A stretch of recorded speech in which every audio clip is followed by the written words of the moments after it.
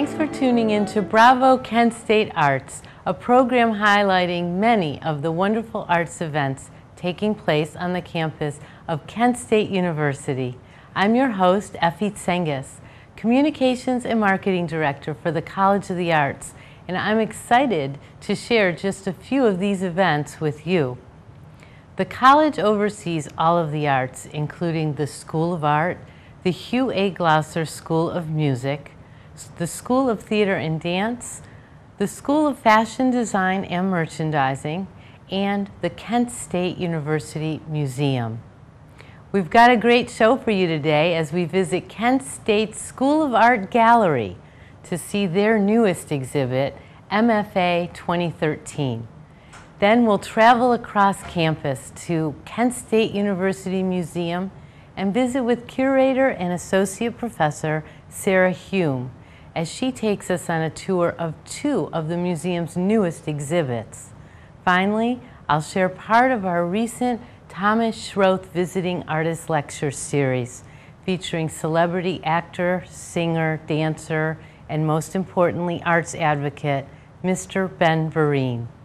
Director of Galleries Anderson Turner is a busy man overseeing many gallery spaces throughout the Kent State campus, including the Downtown Art Gallery in downtown Kent. Today he meets up with us in the School of Art Gallery to tell us about MFA 2013, their newest art exhibit.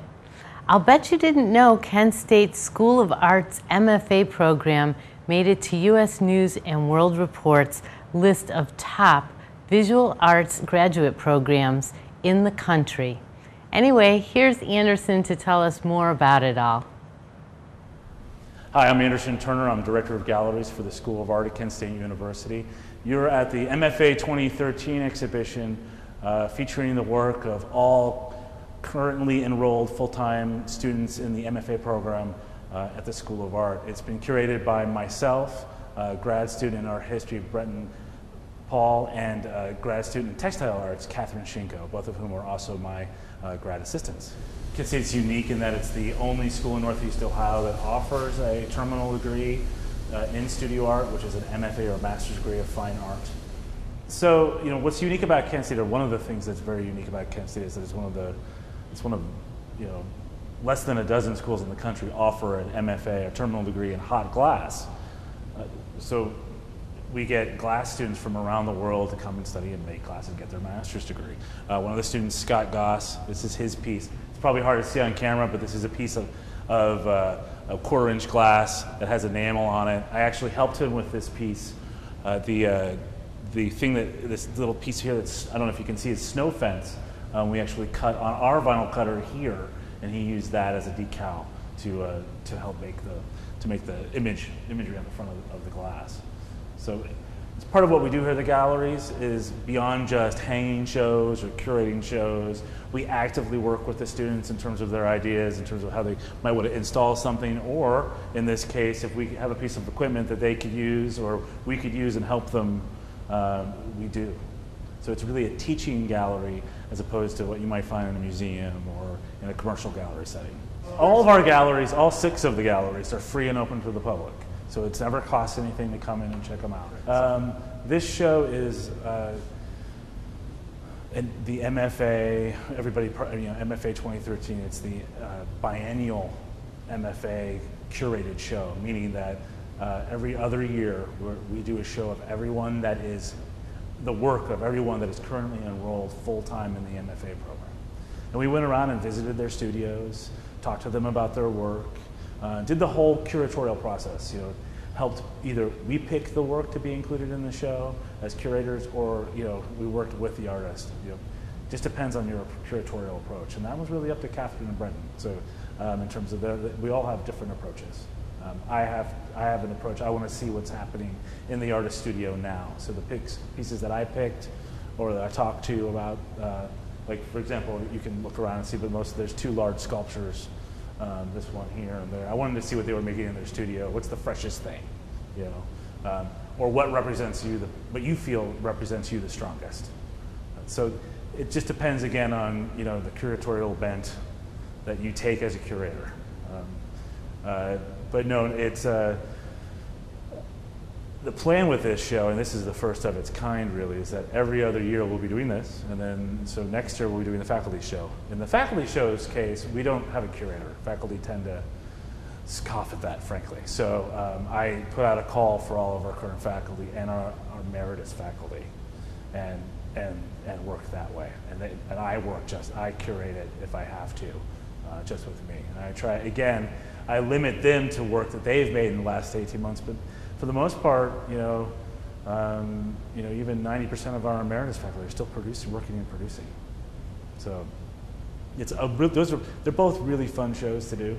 I'm a sculptor, so I'm a maker first before I'm a gallery director. So when I close my eyes and I think of what I am still, what am I going to be when I grow up? It's still a sculptor. So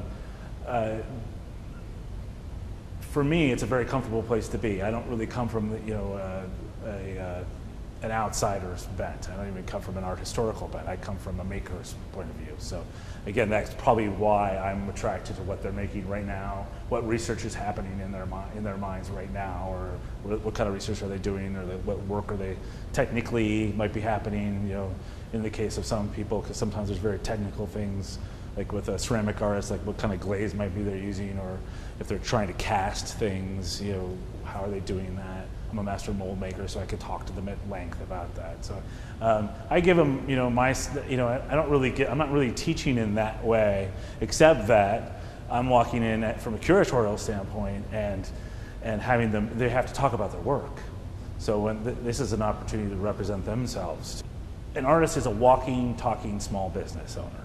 They just happen to be selling the work either they create with their body or they create, and produce like a painting. If anybody else if you don't understand that, then you don't understand what being an artist is. Now that can be challenging, in terms of, and I think that's the biggest challenge, is understand how to market yourself, being comfortable with that. I think that separates the, people from having a successful career or not, or what they term as a successful career, or the challenges in their career. They have to work through those challenges. But yeah, it's a marketing game. It's everything that sales, and it's driven by money, and it's driven by all those things. I think there's a popular misconception that artists want to live in a rainy studio apartment with the rain coming into their studio apartment, where they smoke cigarettes underneath a coffee shop.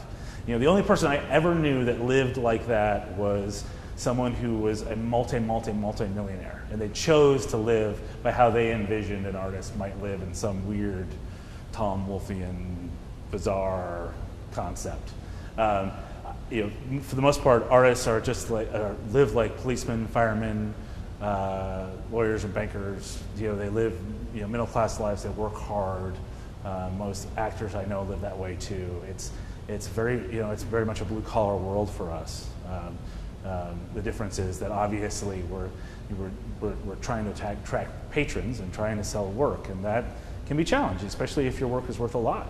And it can be challenging if your work isn't worth a lot yet, or if you don't want to make work like that, you want to keep your work at a price point, because lots of artists do. So it's just, again, it's working that game out. A friend of mine here, Kirk Mangus, who's a ceramics professor, always said, 10 pots at $100 or 100 pots at $10. What's your choice? And that's really true. Dave's a painter. This is a painting. And what he's doing is researching shape and form, sort of the formal elements of painting. So when you look at a piece like this, you're really seeing someone who's trying to take, he probably, and I don't know, but I'm going to guess, before graduate school, maybe he was making work that was completely flat. That was, what you imagine. Maybe he was making similar shapes, but he was painting them. So he was encouraged in grad school, and that's really what grad school has helped teach you how to be, is how to do research, lifelong learning. This isn't the pinnacle of your career. This is a step to get you down the road to teach you how to be an artist. So being an artist is constant research, constant learning. So he's probably trying, in this particular piece, I'm going to guess, again, without him standing here, I don't want to speak for him, but he's taking those elements that maybe traditionally he would have thought to paint in and trying to build out, do a more sculptural piece. Obviously, that's what it becomes, but it's a lot of the same elements. Instead of using paint, he's using found objects. In this case, it looks like rough rough boards of some kind, maybe old floorboards or plaster lath or something like that. There's in many ways it's like collage. So Kent State is unique in that lots of schools break things up between 2D and 3D. Kent State actually breaks things up between fine arts and crafts. It's not important so much on the outside, but from the inside, we break that, fine arts being printmaking, painting, drawing, and sculpture. This is a sculpture major grad student. And then crafts being jewelry, metals, enameling, textile arts, glass, and ceramics. So that might give you an idea that it's got a traditional approach, and that is not true. It's anything but a traditional approach. But I think all art schools have their own innovative way of thinking, and Kent State is not unique in its innovation that way. What I think is really strong, though, about what the School of Art does on a graduate level is that there's an emphasis on making objects. Certainly, conceptual work is very strong, but unlike many places, we've sort of left the object behind. And in Kent State, we still try and have our students actually make something. So a lot of, that makes for a very active grad program and a very active gallery program as well, where we do a lot of shows and we talk a lot about how you can, show your work, especially at the grad level. They go around to, they have outside advisors, they go around to different studios, they meet with faculty members that come into their studios, they do it on a group level, they do it on an individual level. So those are unique, strong things about the graduate program here at Kent State.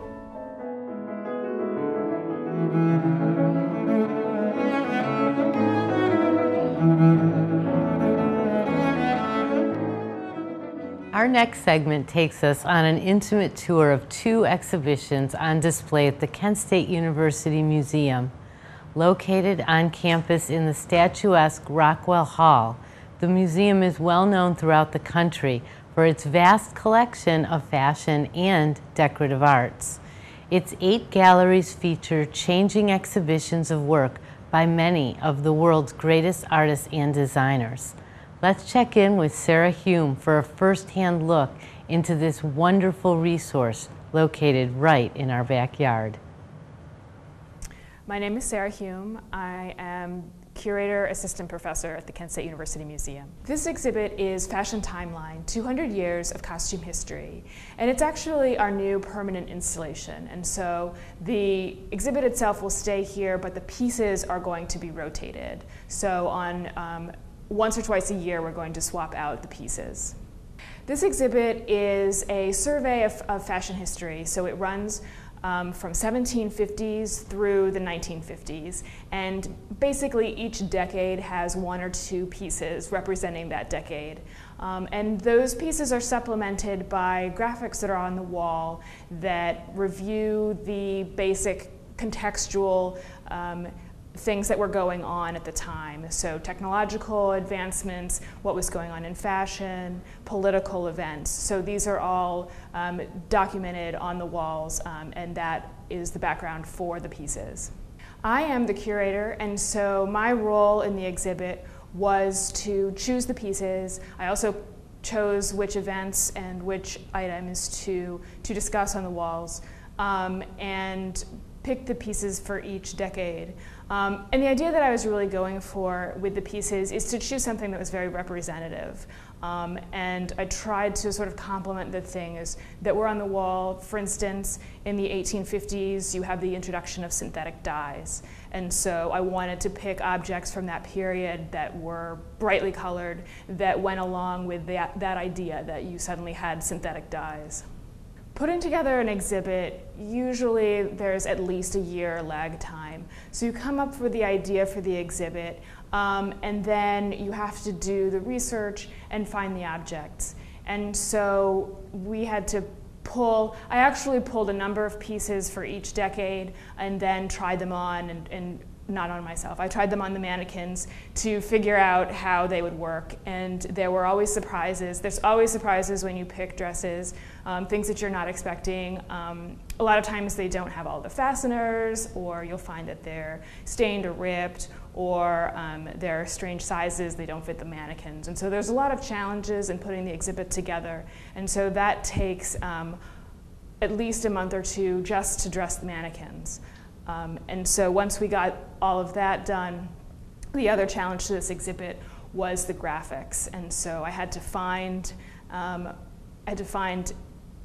artwork that didn't have copyright on it, and I wanted to represent each period with images that were actually from the period. All of the pieces that are in the exhibit are from the permanent collection. The Kent State University Museum has a collection of nearly 40,000 pieces. And so we were able to find pieces from each decade that come from our permanent collection. And one thing that I really worked on for this exhibit was to pull pieces that had never been exhibited before. And it's not necessarily true in every case, but there were a lot of pieces that had never been dressed before, that had never been seen before. And so that's one thing that's really exciting about this, because the parameters are rather broad. As long as we find a piece that's, say, from the 1920s, it doesn't have to, it doesn't have to be a famous designer. And so that really opened up a lot of pieces that had never been on exhibit before. A lot of the pieces in the collection are from the initial donation that came from the founders of the museum, Shannon Rogers and Jerry Silverman. They had 4,000 pieces in their collection. That was the founding gift. And so a lot of the pieces that we exhibit are theirs. But in fact, in this exhibit particularly, we have a lot of pieces that came from later donations. And so people over the years have made donations. Some of them are larger gifts when there's someone who is a collector and has a large collection of pieces. And then a lot of them are individuals who've given one or two pieces, their great-grandmother's dress or something like that. So the final gallery of this exhibit is the 20th century. And so the first piece in the 20th century we have is a piece that's from just about World War I era. And this is the period of Downton Abbey. And so we've had a lot of interest lately in this period. And to me, it's one of the most interesting periods of fashion history because it's right at the cusp between the 19th century, when you have corsets and petticoats and layers of fabric and floor-length skirts. And then you're moving into the 20th century. And so you can actually see this transition in the exhibit. You can see you go from the teens, when you have the long, full, totally covered outfit, into the 20s. And this exhibit really exaggerates that difference. And so you can see the short skirts, you can see the amount of skin that's revealed, you can see the short haircuts. And so really this is what launches the 20th century and that amazing transformation in fashion history. This is the latest exhibit that we have at the Kent State University Museum, and it's called Fandemonium. And this is a selection of our fans that we have in the permanent collection, and they cover the gamut from the earliest or 18th century fans all the way up to the mid-20th century. The exhibit has 57 fans. Our collection has at least as many more. There's probably about 100 or 200 fans altogether in our collection. This exhibit runs through October of 2013. This exhibit is largely organized around the materials and the shapes of the fans. And so lace was one of the very popular materials to make the fans out of. And the lace fans the lace is custom made for the fan. And so each of these lace fans is handmade lace, and it's made into the circular shape. And this fan in particular has sequins added on top of it to add even more interest to the fan. A lot of these fans are very expensive accessories, and so they would have been used by wealthy women. Fans were particularly popular around the turn of the century, so a number of our fans are from about 1900, including this fan. Thank you so much for this opportunity to share with your viewers some of the exhibits that are now on at the Kent State University Museum. We actually have 6 exhibits that are open right now, and we have a new exhibit opening every 2 months or so there's always something new for visitors to see.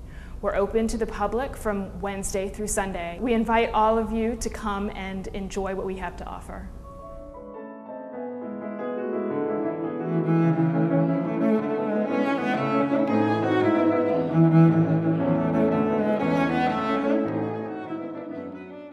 Recently, the College of the Arts, in conjunction with the Thomas Schroth Visiting Artists Series, was fortunate to present a special lecture by legendary Tony Award-winning performer, Mr. Ben Vereen.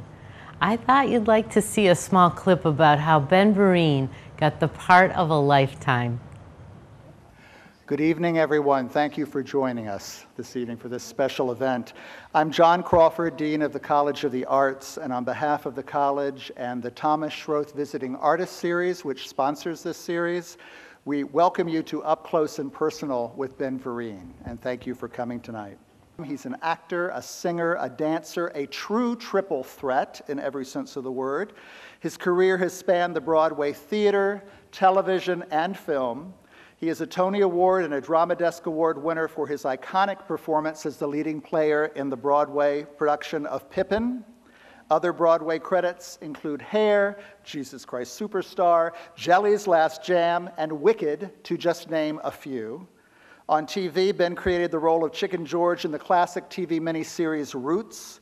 And on film, Ben has been featured in movies such as Sweet Charity, All That Jazz, and Funny Lady, again, just to name a few examples. He has worked with some of the most legendary figures in the performing arts world, such as director-choreographer Bob Fosse and the legendary Sammy Davis Jr.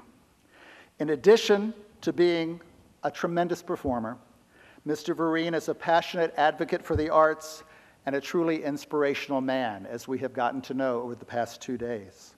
His residency here at Kent State also included a performance of his one-man show, Steppin' Out with Ben Vereen, which took place in E. Turner Stump Theater last night, and to say the least, it was an absolutely incredible performance. We are honored and thrilled to welcome Ben Vereen tonight, and without further ado, please welcome Ben Vereen.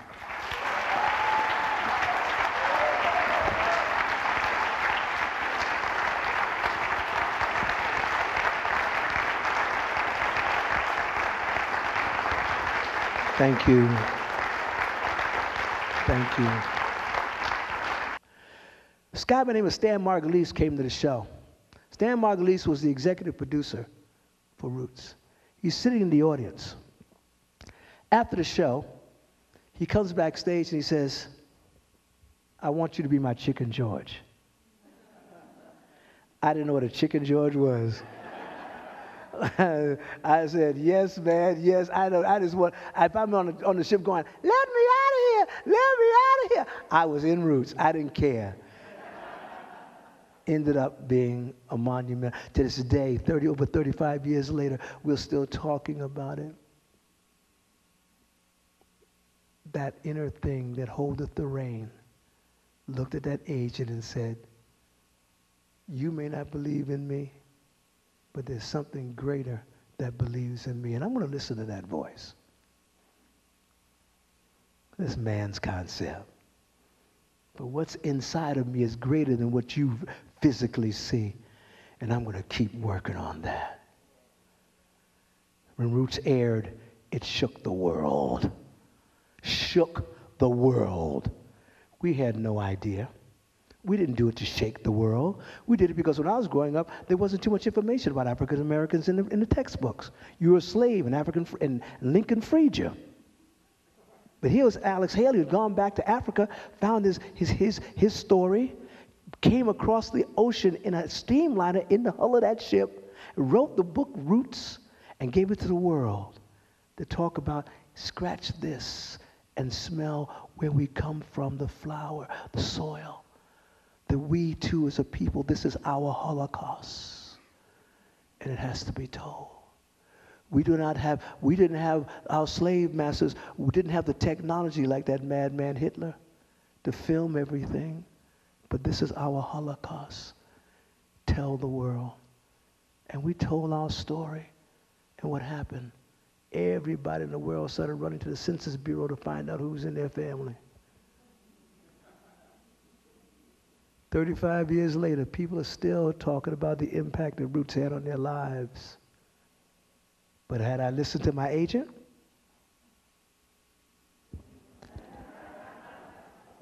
believe in that which is greater than yourself. within yourself. Seal.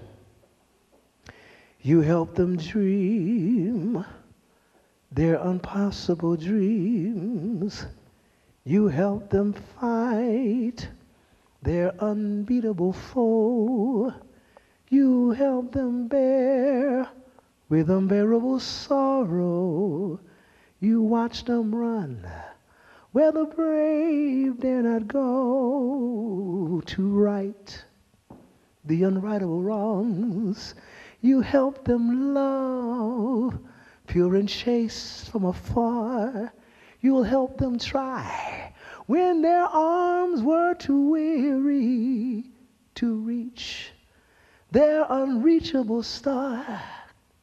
But this was your quest to help them follow their star, no matter how hopeless, no matter how far.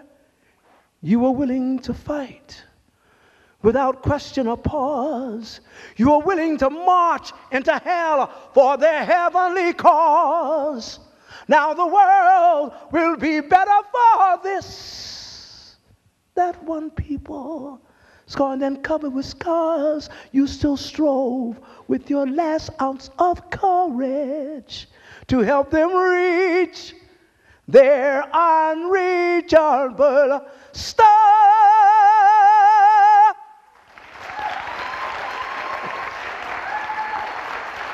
Thank you, Kent State.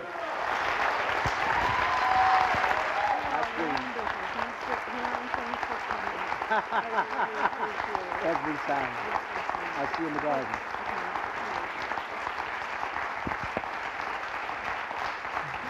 I must say, Mr. Vereen was very inspiring, not only to the audience that evening, but to our performing arts students who participated in a master class with him that afternoon.